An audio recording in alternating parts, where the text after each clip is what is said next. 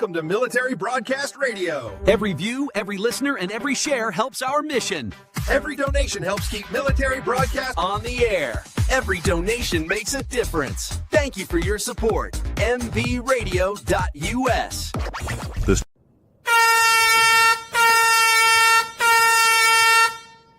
Welcome to TruckerMouth, the podcast that gives you real insight into the trucking industry while providing a platform for your voice to be heard. Whether you're behind the wheel, managing logistics, or just passionate about the industry, this is the place to build confidence, share experiences, and stay informed.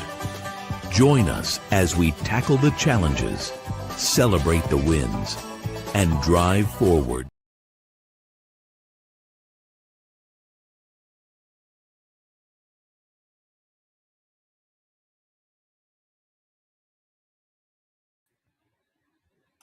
There it is.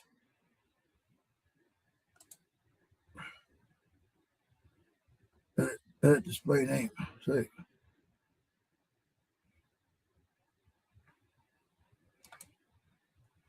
Hello, everybody. Sorry for technical difficulties. Welcome to On the Ground Studio. I'm TruckerMouth, and we're back on the road. Okay, so what we got here is we got to figure out this camera first before we get moving, before we get going down the road here.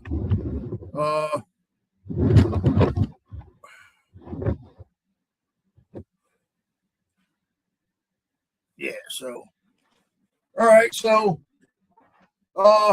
again, I'm TruckerMouth. This is the Back on the Road show, and this week right here, I'm gonna do some. We'll talk about cross-border trucking.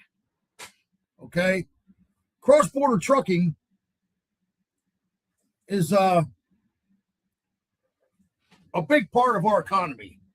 A lot of our economy comes from imports. Other countries export it into our country. We're importing it in, and it's a big issue. Cross-border trucking, with all the the immigration and everything like that. They really tightened up on things. But just to give you an idea of what all goes on cross-border trucking, we'll get going here.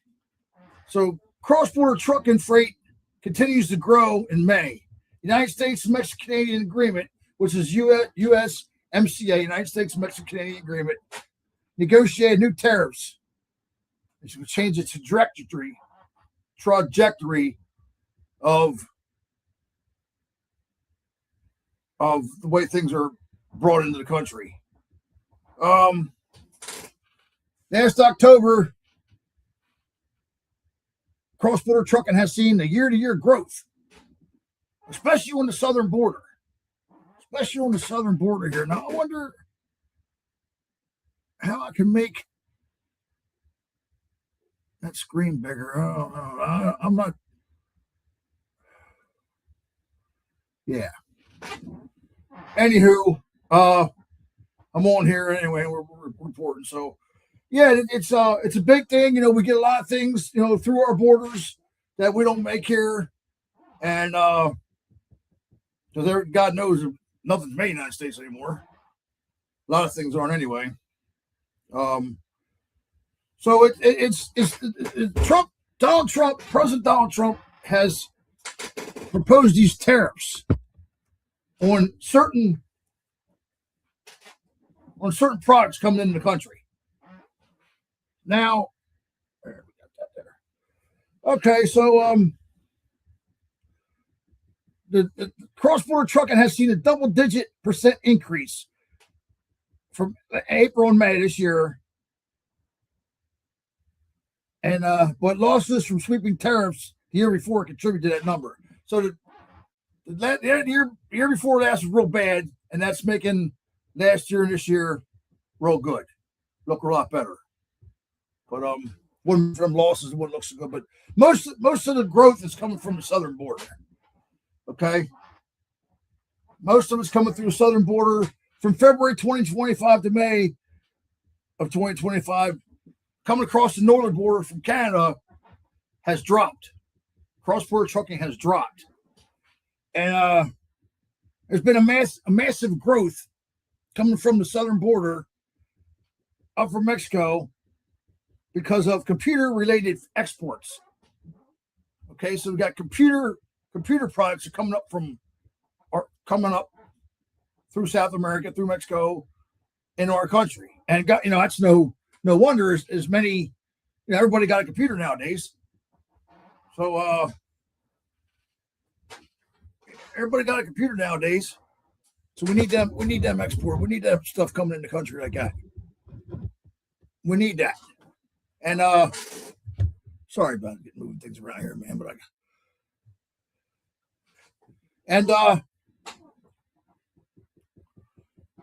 yeah. No, I'm sorry, I'm tongue tied here. Yeah, just like I said, a lot of the big influx coming up through South America, through Mexico is computer grade items. So, and then the Canadian border has grown. Cross-border trucking has grown in 2 consecutive months up from on the southern border end. They're seeing the growth too. On February 20th, President Donald Trump, announced new set of tariffs on certain Canadian products, including dairy, alcohol, and motor vehicles. So y'all people that drink that Canadian Club and other liquors made up in Canada, you're probably gonna pay more. That's Trump's, dairy. I guess we get a lot of dairy from up there, and motor vehicles. So that's just some of the products he wants to put up. And Trump's using Section 338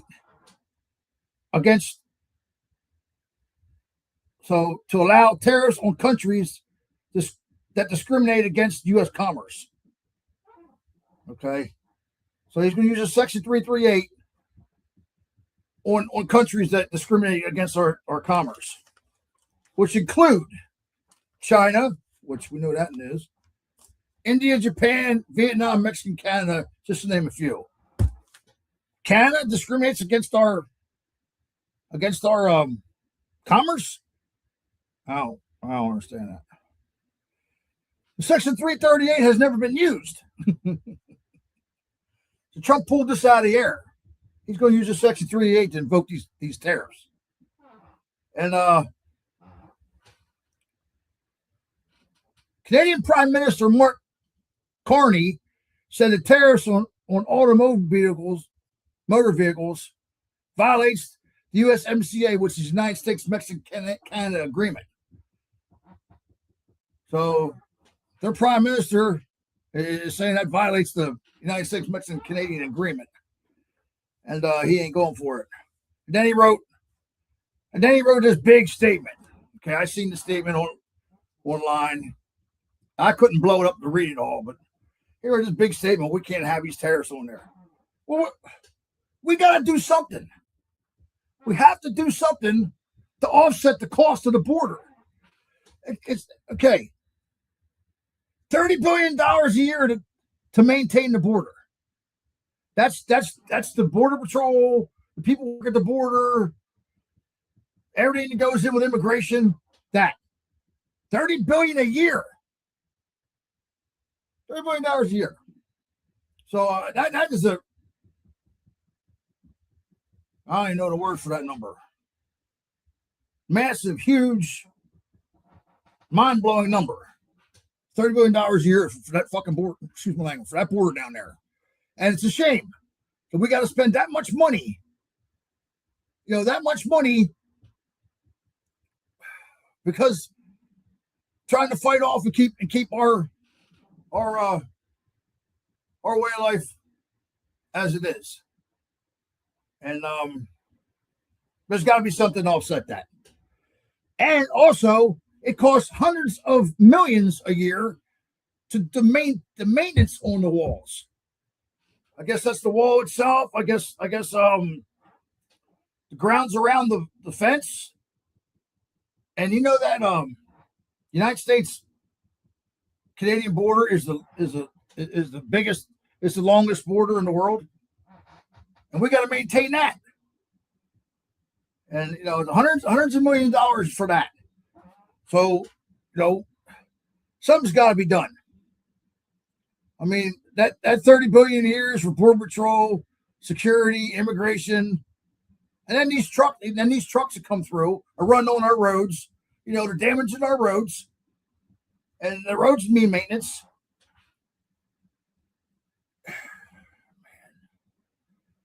Hundreds of billions of dollars just to do the maintenance. Mexico and Canada have tariffs on some U.S. goods. In addition to 50%, in addition to a 50% Canadian tariffs, U.S. Trade Representative Jameson Greer, this is my notes here, announced 10% or 12.5% tariffs on 60 countries, including 99.4% of U.S. imports, includes Canada, China, and Mexico, effective July 24th, using Section 122. But that's only good for 150 days, supposedly. They got so many sections, so many different proposals and laws. It's crazy.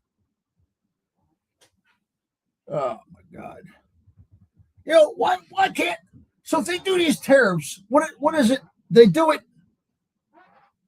How do they pay by the truckload?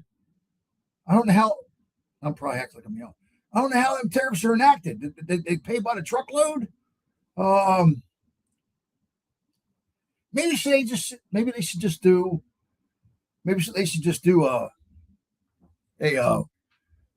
like a toll.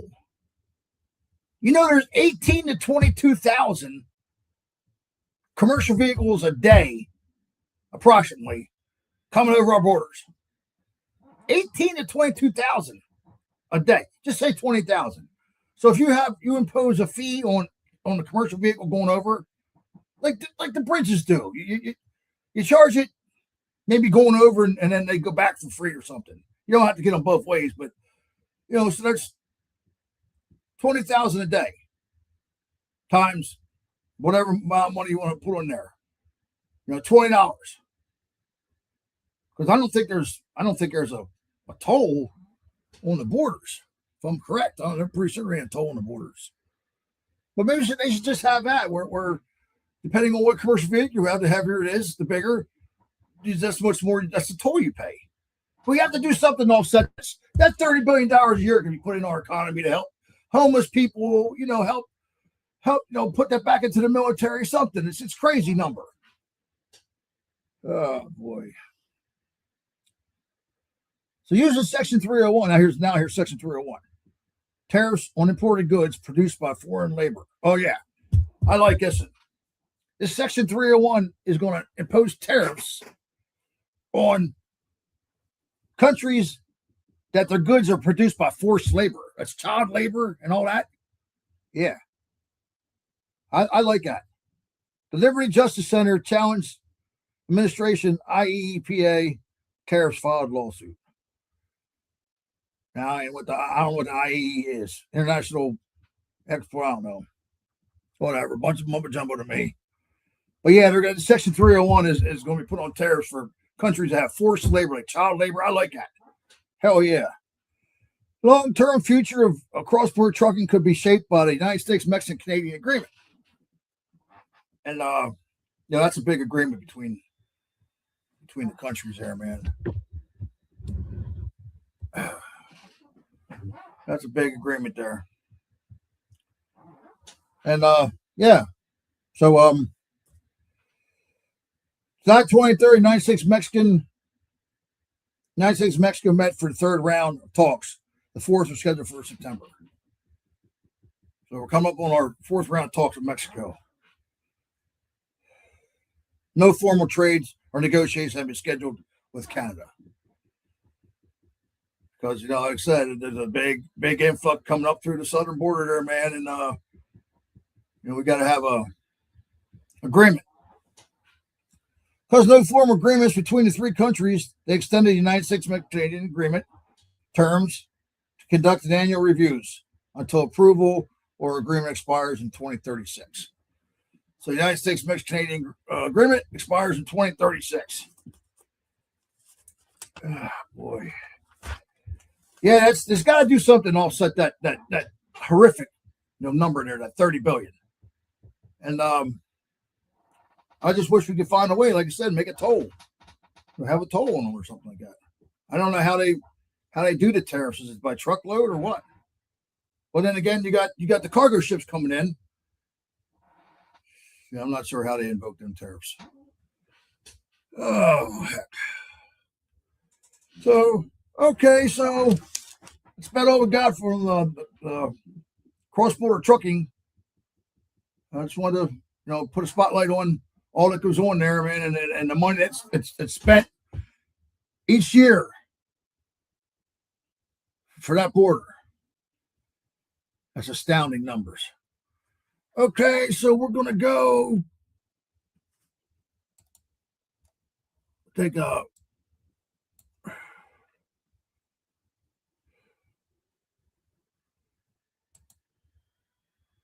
what happened here?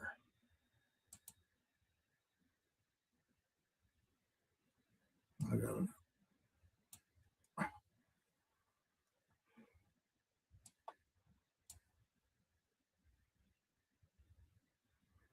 Well, I don't have my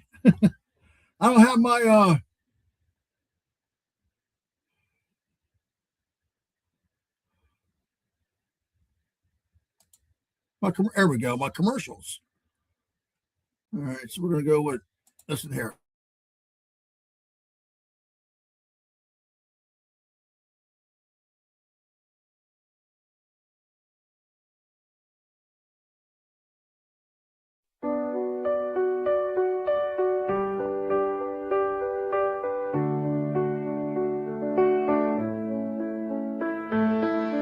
Whatever happened to the brave young soldier? He was a good friend of mine. They say as he died, he never once cried, lying with his brothers there by his side. At 19 years old, he was sent off to war, not really sure what he was fighting for. So he fights for what's behind him and his brothers beside him. Together they'll weather the storm. 9 long months later and he's still alive. Fought several long battles you shouldn't have survived. Then the IED exploded as the ambush unfolded. He laid there bleeding as his brothers all died. Whatever happened to the brave young soldier? He was a good friend of mine. They say as he died, he never once cried, lying with his brothers there by his side.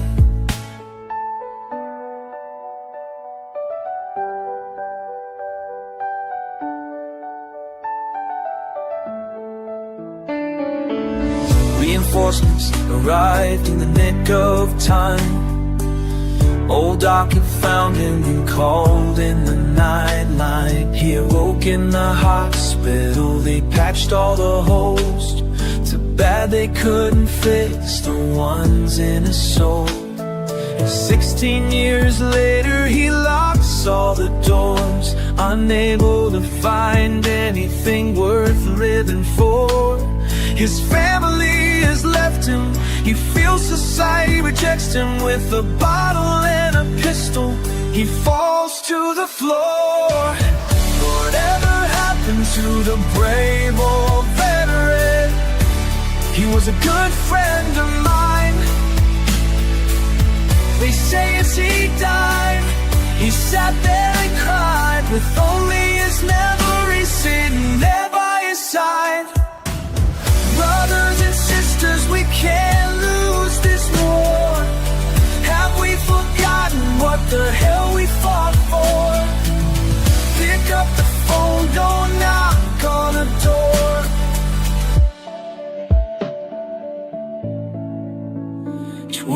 Too many, we must carry on, fighting these battles until they are won. We know that we walk on the edge of a knife, but one simple call can save a life.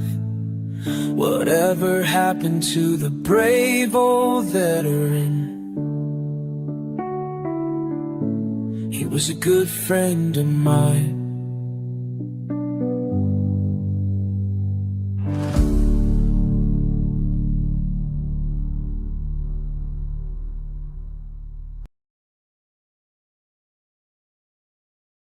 Hi, I'm Beaker with Military Broadcast Radio TV. We're your virtual MWR, bringing veterans. The station where our veterans' voices are heard. MBR Talk. Hey, thanks for supporting our channel by watching and listening. Find us on the web at mbradio.net. Oh, okay, there we go. All right. So, we're back. I'm TruckerMouth. We're back on the road here. And, yeah, that's, well, I'm troubled here with stuff. Okay, so, now what we're going to talk about right now, it caught my eye. I was going to go into broker transparency and broker liability, but I changed up. And I'm going to talk about, and this is something that I highlighted on before when I was podcasting last year, is they're trying to, they want to recruit more veterans. EAOS is now the military, which is end of obligated service. And to go into truck driving, to get out of the military, they want them to go into truck driving, and they come out with it, and that's nothing new for the government to try to recruit people into trucking coming out of the military. But they really ramped it up here in response to them 20,000 non-domiciled CDLs that are going to be yanked off the. They're going to yank them. They're yanking them. They're revoking them. 200,000. So that's going to put a crunch on the truck in there. When they revoke all these non-domiciled CDLs from these people, was not supposed to have them anyway. Well, I don't know how they got them, but all of them didn't get them the legal way. There's no way, because they're getting illegal immigrants all the time. They can't read signs. They can't talk. They can't read. No. So can't read road signs. They're out there killing people, and they're getting their wrecks. And just this road. There was one here, like I said, in Pennsylvania, here, not far from where I'm from, a couple weeks ago. And Officer Parrish was 20-year veteran of the Pennsylvania State Police. He had a truck pulled over doing a DOT inspection on it, and this guy with a non-domiciled CDL came down and he hit the truck, and because the truck was alongside the road getting this inspection, and killed the state trooper. And he was 20-year veteran of the Pennsylvania State Police. So they're yanking 200,000 non-domiciled CDLs. And that's going to be 200. And most of them, if they're non-domiciled, most of them are probably road jobs. So that's going to hurt. You got to have freight out there running around, because that's going to hurt the economy bad. So they're really ramping this up. And they got a program. It's called Freedom Haulers. And it's a patriotic hiring campaign in response to the nearly 200,000 non-domiciled CDLs that are being revoked. And truck drivers, you know what I mean? If they're non-domiciled, so most of them are probably road jobs. So we got to fill them positions. And I'm a veteran. I'm a TruckerMouth. I'm a veteran, but they don't want my ass. They yanked my stuff. They yanked my CDL 8 years ago now. And the traffic stops. Nobody gave me a pathway nowhere. Anyway, I'm done crying about it. I moved on. But Sean Duffy, the transportation secretary, I guess he was really pushing this. And he needs to, because he ain't on the ball with this. He should never left. He should never left the program for the non-domiciled CDLs. That's how they were filling seats. They were filling seats that way, just to get trucks on the road to bring in illegal immigrants in and put them in these trucks, not in this program. I don't know whoever came up with that, but probably him. So they have an express lane for veterans to become truck drivers. And if you operated a heavy truck in the military, you're automatically eligible for this program. And they have a Freedom Haulers website. And it actually just had a major announcement yesterday about this program. And I don't know what it was. It's supposed to be on the 27th, and they changed it to the 30th. I don't know what they come out with, but so basically what the program is veterans who drove a heavy truck in the military, like I said, are automatically eligible for the program. And they have what they call the Military Skills Test Waiver Program. So if you have at least 2 years of experience safely operating a heavy military vehicle without taking, you can get your CDL without taking the driver's test. Now, I had a similar situation. I had a Class B license for 4 or 5, let me see, 94, 98, 4 years before I got my Class A. So I already knew how to deal with the weights. I drove mixer and building materials trucks, stuff like that there. I already knew how to do weights. I already knew how to do the Eaton 4, 10 speed, all that. What I didn't do was combination was the backing. And now I understand if you're going to get a Class B license, I understand them saying, okay, well, if you drove this truck in the military for 2 years, we don't really need to do the skills test for you. But if you just drove a heavy vehicle in the military and it wasn't combination, you gotta show them you can drive. I don't think they should waiver that.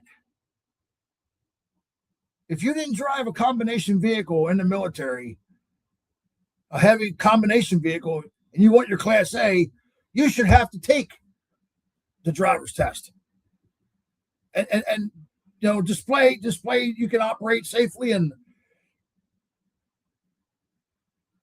that's just my opinion. Because what they did up there is that one, I went to a truck driving school, and the guy told me, he said, one of the instructors up there at the school, he said, why don't you just come up and test out? You already do everything but the back end, you're good, you can drive good. I was like, I didn't know you could do that. He said, yeah, you come up, you get your permit and all, and you just test out. You don't have to go through the program.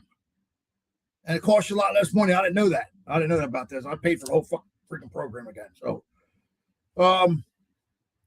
yeah, and I was doing fine with my Class B until some asshole talked me into getting my Class A, and we were going to go teams. So I went through a separation. We were going to go teams. And then in the meantime, he got a DUI, and I was out there by myself anyway. So, and there's 40,000 people actually in the military have already taken advantage of the program. But just me, I'm thinking if you didn't operate a heavy combination vehicle in the military, you should have to take the skills test and demonstrate that you can operate the vehicle in a safe manner, because a combination vehicle, tractor trailer, is a whole different monster than driving a straight mixer or something. Yeah, you got the weights and all, but you got the backs out, so you got to watch it. And then backing, or even turning. Hell, even going down the road straight sometimes is a challenge in a tractor trailer. But yeah, it's just they're really pushing that for people actually in the military who drove, and they have a website that you can go to, Freedom Haulers website. I guess it's www.freedomhaulers.com or something. So yeah, they without taking the driver's test, that's amazing. Like I said, if you just drove a deuce and a half or something and you're going to get your Class B, that's a single truck, not combination. Yeah, I can understand that, but if you didn't drive combination in the military, you should have to take the skills test and demonstrate you can drive a 70-foot, 80,000-pound vehicle. Oh, it's been a rough one today. So, okay, everybody, we're at the end of the road. Okay, thanks for coming along. We're TruckerMouth. See you next time. I'll pick you up. Back on the road. We're TruckerMouth.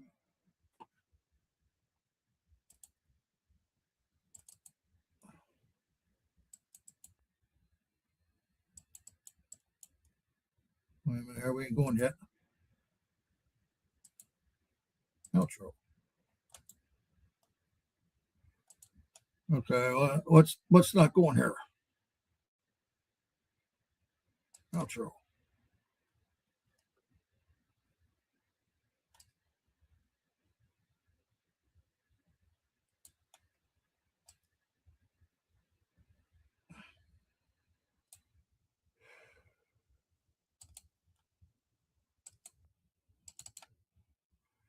Oh, we'll end stream. See you later.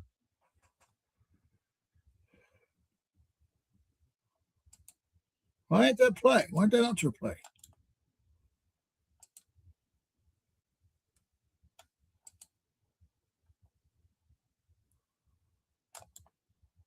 Yeah, no. End stream. We're done.